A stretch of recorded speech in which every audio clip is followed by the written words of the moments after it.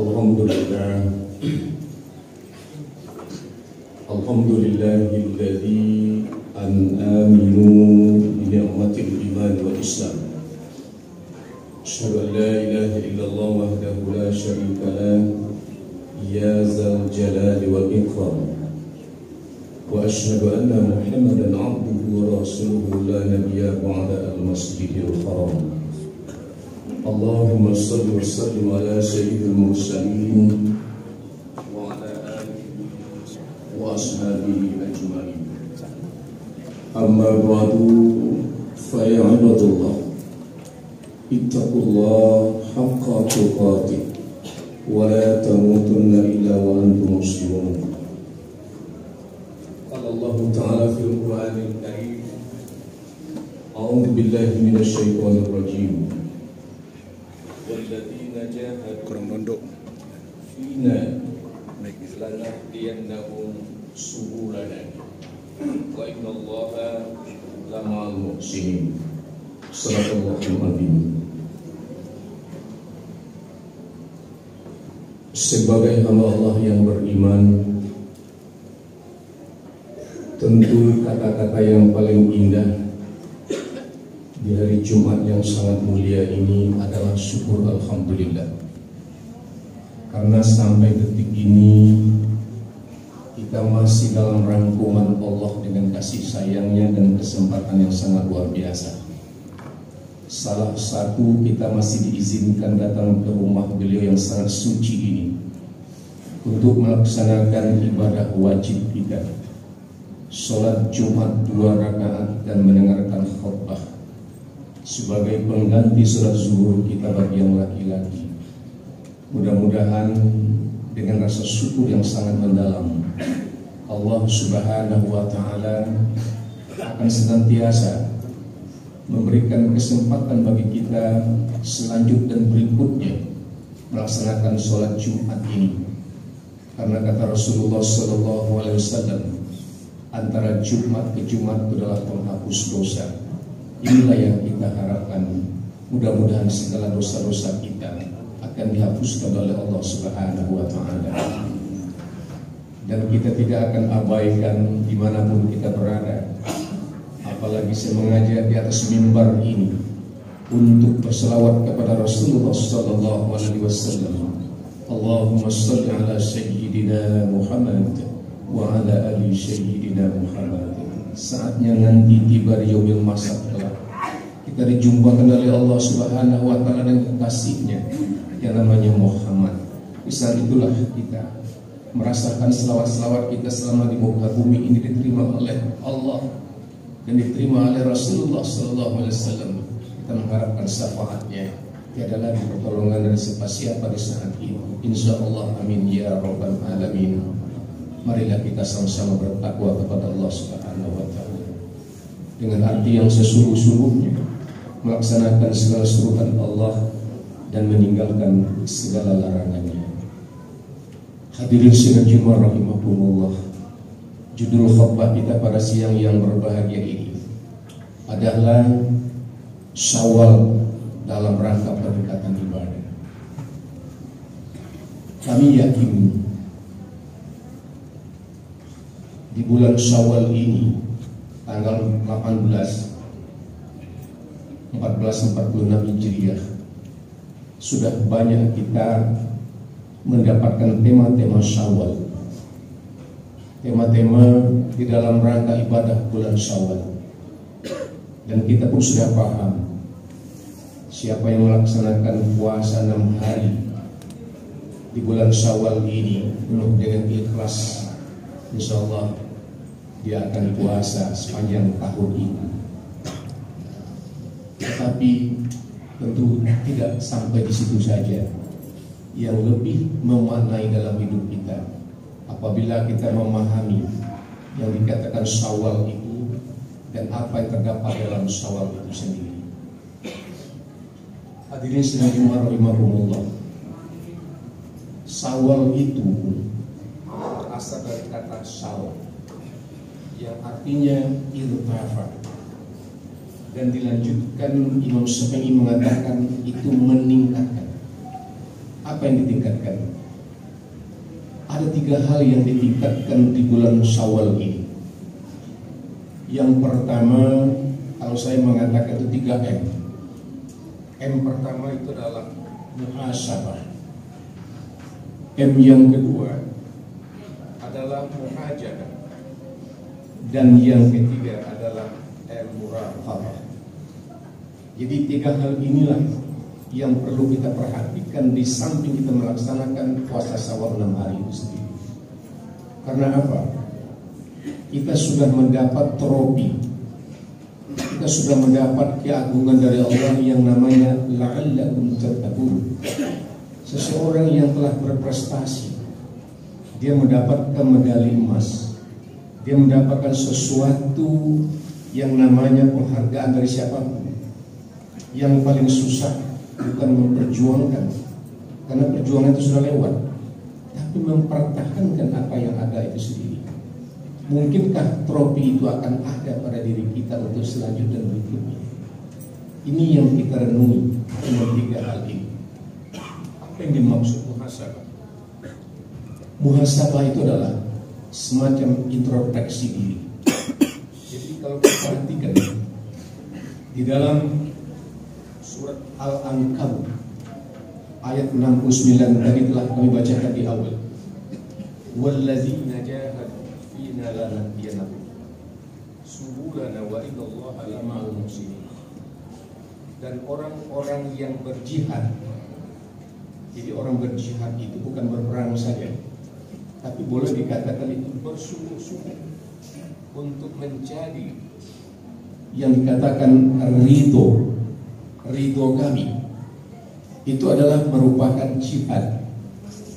Apa yang telah kita dapatkan harus kita perjuangkan terus. Coba kalau kita diberi oleh seseorang suatu pedang, katakan itu pedang, atau yang sangat sederhana mungkin pisau. Pisau itu kalau nggak diasah, disimpan saja, dia tidak akan tajam. Nah disinilah salah satu kita introspeksi. Apa yang telah kita dapatkan tadi, kita berjihad bersungguh-sungguh untuk mencari ridho kami, kata Allah. Itu harus introspeksi diri. Itu kita harus mengenal jati diri kita. Karena apa? Kita sebagai manusia, kalau Rasul itu mengatakan manusia itu tempatnya salah. Memang kadang-kadang kalau kita dikatakan salah itu keberatan kita. Tetapi kalau kita berawal dari introspeksi diri, oh pantas saya disalahkan, pantas saya mendapat yang namanya teguran sebelum datang teguran Allah Subhanahu wa Ta'ala. Jadi kita selalu berpatokan kepada Allah. Seandainya saya tidak ditegur oleh pimpinan saya, mungkin karir saya tidak akan seperti ini. Karena ada wejangan, amanah, teguran dan segala macam, saya hati-hati. Inilah introspeksi. Nah kalau kita bawakan ke dalam sholat, dalam ibadah sehari-hari, ini perlu peningkatan. Ya, peningkatan. Semakin uzur kita, semakin lama rasanya kita mendapatkan kehidupan di muka bumi ini, kita ambil dalam sholat saja. Ya, kita jangan semakin uzur semakin cepat sholat kita. Kalau bisa semakin lama dalam artian yang umum. Ya, ya katakan saja kalau Rasulullah itu mengatakan kalau kita menjadi seorang imam, ya, imam di mana? Di khalayak ramai atau di masjid. Itu ayat-ayat itu dianjurkan yang pendek-pendek. Tetapi kalau kita sholat sendiri, kalau ada hafalan kita, itu lebih baik yang panjang-panjang. Nah, kalau kita yang sudah lansia-lansia ini ataupun belum lansia, ini harus kita introspeksi. Jadi sholat kita kemarin itu mungkin sholat zuhur kita 4 rakaat itu mungkin 2 menit, nggak apa-apa lah, sedikit agak dilamakan. Dan di tasbih kalau di saat kita membaca yang namanya bacaan sunnah, inna salati wa nusuki wa mamati. Kalau kita iktidalkan dalam batin kita, kadang-kadang itu air mata sudah keluar duluan.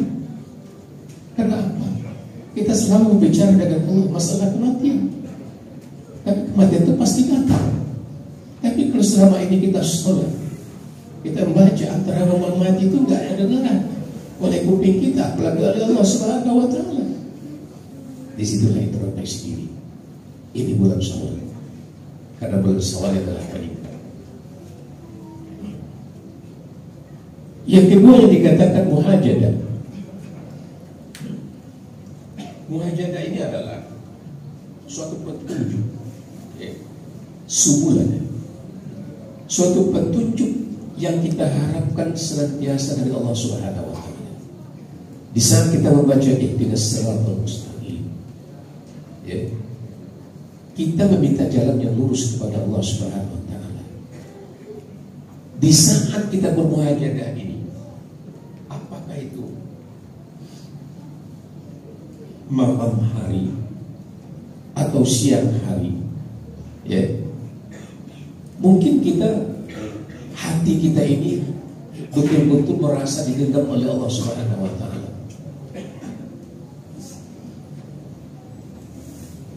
Bersungguh-sungguh itu apa? Kalau kita tingkatkan dalam masalah sholat tadi, kita sudah harus memperbanyak sholat sunat kita. Karena apa? Di antara introspeksi kita adalah kesalahan dan kelemahan. Untuk memperbaharui, untuk mendapatkan yang tinggal dari ibadah-ibadah kita harus memperbanyak yang sunat. Laporan kita kepada Allah nggak siang saja. Lebih baik kita tengah malam. Coba kalau kita ingin bersungguh-sungguh, ada kelemahan dan kesalahan, kita akan lapor sama atasan kita. Carilah waktu yang senggang, waktu yang sepi dari atasan kita, dan jam-jam sekian beliau disepi waktunya. Begitu kita datang menyampaikan persoalan kita yang dikatakan bermuhajadah tadi, itu minimal 80% atasan kita akan bisa menerima dengan kafah. Dia akan mendengar. Tapi kalau di saat kita datang kepada beliau, di saat beliau sibuk, itu kadang-kadang rasa hormat saja. Tapi kadang-kadang yang namanya pimpinan itu karena banyak yang akan diurusinya, dia kadang-kadang terlupakan pesan-pesan kita itu sendiri. Nah, oleh sebab itu, datanglah kepada Allah di tengah malam, bermuhajadalah, wa minal laili fatahajjat bihi nafilatan lak asa yab'atsaka rabbuka maqaman mahmuda. Di bulan Ramadan kita tingkatkan itu, di bulan Syawal berikutnya, karena kita sholat tarawih dan sholat tahajud. Di bulan Syawal ini kita tingkatkan, seakan-akan tarawih itu akan ada pada diri kita. Karena tarawih itu dikatakan lain juga, sholat malam juga. Cuma beda tarawih dengan tahajud itu, kalau tarawih kita isya dulu, kan? Tapi kalau tahajud kita tidur dulu. Yang dikatakan sepertiga malam itu bisa dikatakan setelah jam 12 sekian kita tidur, itu sudah bisa kita tahajud. Bahkan sampai beberapa saat untuk waktu subuh datang, itu juga bisa tahajud. Nah, maka dari itu, kenapa di tengah malam ini kita disuruh? Ini perintah yang sunnah yang datang dari Allah Subhanahu wa Ta'ala, bukan perintah sunnah datang dari Rasulullah ini. Dalam di Qiraat Al-Isra itu, wa minal laili. Sebelum itu kan perintah sholat juga, aqimis sholata. Tetapi kata Allah, untuk menambah bermuajadah, meningkatkan ibadah, tambah sholatmu di tengah malam. Seakan-akan Ramadan itu akan ada. Hadirin sekalian jemaah rahimakumullah, sepanjang tahun dalam hidup kita. Itulah makna Syawal itu sendiri. Sebagaimana kita bulan Ramadan sudah dibangun jam 3 jam 2 malam kita mandi. Itu kita lanjutkan, kita tingkatkan bulan Syawal ini. Kita mandi jam 3, kita bertahajud kepada Allah, bersenandung kita dengan Allah Subhanahu wa Ta'ala. Di saat orang tengah tidur, bukan berarti kita mendoakan orang tidur terus kita emang sendiri, bukan. Tetapi kebanyakan setelah ada penelitian, bangun tengah malam itu nggak banyak, dan dia mandi jam 3 malam itu nggak banyak. Itulah yang memperpanjang umur kita, membuat kita muka kita berseri-seri, karena kita sudah disiram dengan air sebelum matahari terbit. Akhirnya apa? Bermunajat kita dengan Allah. Walaupun 2 rakaat kita tahajud kepada Allah, di saat itu senang bermujahadah kepada Allah. Kita bisikkan kepada Allah dengan segala kelemahan, ketiadaan dan kepapaan kita. Akhirnya kita selalu senantiasa ditemani dengan derahnya air mata. Dan yang ketiga adalah muqarabah. Kalau tadi baru sifatnya, ya, yang namanya kita melaksanakan rutinitas kita di bulan Syawal kita bawa ke bulan di bulan Ramadan kita bawa ke bulan Ramadan. Ini lebih lagi kita tingkatkan. Karena ada dalam sunnah Rasulullah dikatakan yang sering kita dengar selama bulan Ramadan itu sendiri, bahwa puasa itu ada 3 tingkatannya. Yang pertama adalah puasa umum, yang kedua puasa khusus, yang ketiga adalah khusus wal khusus. Nah, muqarabah ini khusus wal khusus. Kalau tadi kita meningkatkan secara fisik, ya begitu saja sholatnya. Tapi muqarabah ini mendekatkan diri pada Allah lagi secara kafah. Nah, ini kalau disulit, ya. Tapi sesulit-sulit apapun, kalau kita mau, insya Allah. Apa contohnya dalam kehidupan kita bermuqarabah ini? Kita kalau sudah dekat malu tengah malam, orang akan berbicara dengan kita, Bapak itu betul-betul dekat dengan Allah. Itu kata orang. Walaupun kita tidak berbisik, kita berbicara ke sholat tahajud dengan siapapun, tapi orang tahu.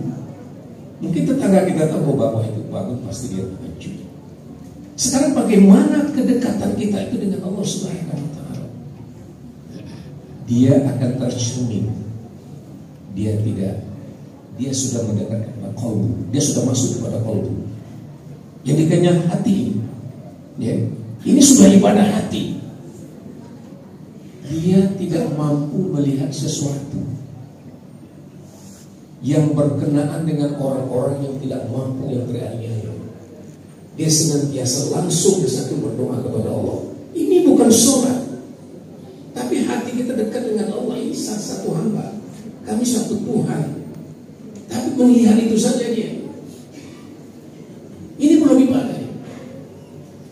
Dia sudah menetes air mata. Maka betul nasibnya apa yang bisa saya bantu. Dia akan berkarya di saat itu.